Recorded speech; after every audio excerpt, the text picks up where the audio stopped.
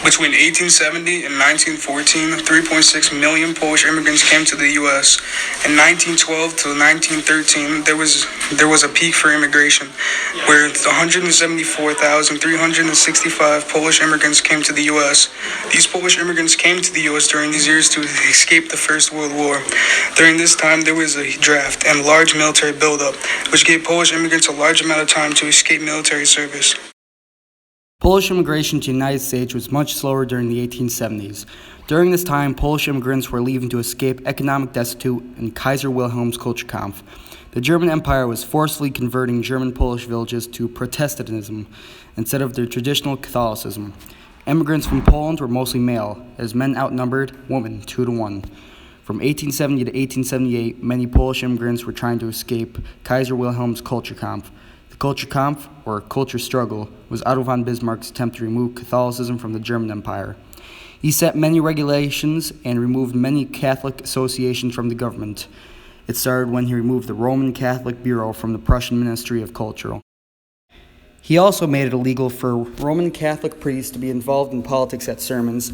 All religious teachers were removed from schools, and the Jesuit was dissolved. Civil marriage became obligatory, and many diplomatic relations with the Vatican were severed. After this, many Poles living in Germany had German culture forced upon them. This was Bismarck's attempt to make Poles more loyal to the German government. Many German Polish immigrants left Poland to escape religious and cultural persecution. In Russia, Poles were being culturally attacked.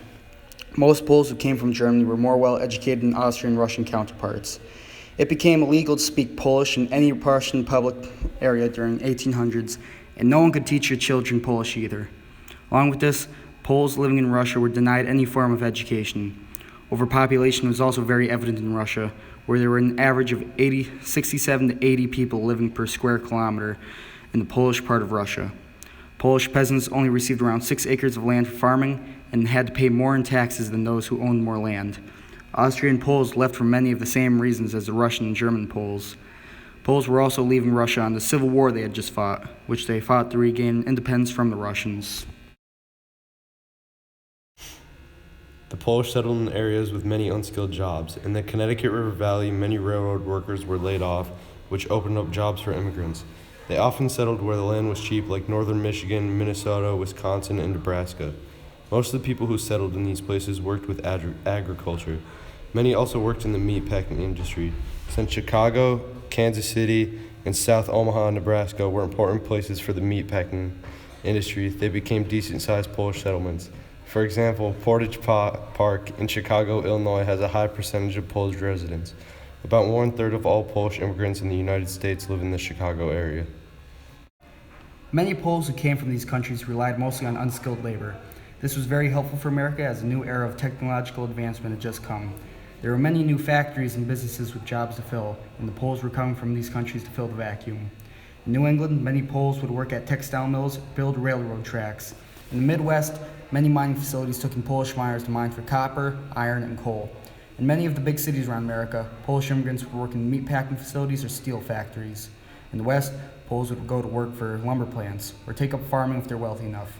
Many of the Poles who came from Germany were already skilled in some art and were able to start business, or if they were wealthy enough, take up a job in their art. In certain areas of Buffalo, Chicago, and Milwaukee, the communities were prominently Polish. They spoke Polish in the streets, churches, businesses, and homes. Traditional Polish food was served in public gatherings and in homes. Religious holidays such as Wigilia with the essential opłatek wafer, sweekanka or klody, or traditions associated with farming such as dozinki and wakanka are still observed. The traditions from Poland were carried over to the United States. The Polish did certain things to make life more like it was at home in order to help them succeed. They essentially had small cities inside of larger American cities. For example, the Polish area of Chicago, often referred to as Polonia, had its own Polish National Alliance library where they had books written by Polish authors. They created a Roman Catholic parish, and that helped greatly with the creation of Polonia. They also operated a lot of small businesses like restaurants, shoe stores, music stores, and butcher shops. Groups were created like the Polish National Alliance and the Polish Roman Catholic Union, who not only worked for the well-being of immigrants, but also the liberation of Poland. Some prominent Polish figures during this time were Peter Kobasa.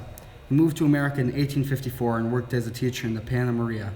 He then came to Illinois and became captain for the Union Army and led the 6th U.S. Colored Cavalry. After the war in Chicago, he engaged in real estate and fire insurance business. He then was a secretary to the chief of police in the city during 1872 and 1873 and was elected to the House of Representatives of Illinois in 1877. Finally, he was elected city treasurer of Chicago in 1891. He paved the way for Polish participation in politics. Pola Negri. She was an actor who starred in many movies during the early 20th century. She formed many social changes to America, such as the film industry. John Kukulski served as director of the Polish National Alliance and as president of the Polish Falcons. He led many of the strikes we know from Chicago, including a strike at the International Harvester and the Crane Company. He worked as a union leader for the Aggregated Meat Cutters and Butcher Workmen, and as a secretary for the Stockyard Labor Council, and finally as director of the District 9 of the Meat Cutters Union. He worked relentlessly to help workers' struggles in the workplace, and was an advocate for racial equality. On May 17, 1920, he was attacked in front of his house and died 7 days later. He was given a hero's burial and received a deathbed motorcade of over 200 cars. Polish impact on America was astonishing. The once Protestant-dominated America was now beginning to see large quantities of Catholic Poles. Along with religious changes, there was also social changes in some of the ways, including the new Polish-dominated areas called Polonia.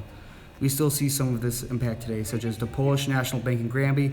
Economically, Polish immigrants started making up a large portion of the unskilled labor force, which drove large businesses. This made America's economy grow as businesses became more rich and people bought more stuff. Polish food also became more of a part of American diet as we started eating kielbasa, pierogies, and baked beans. America also started to celebrate some Polish holidays such as Polish Heritage Month, which happens every October.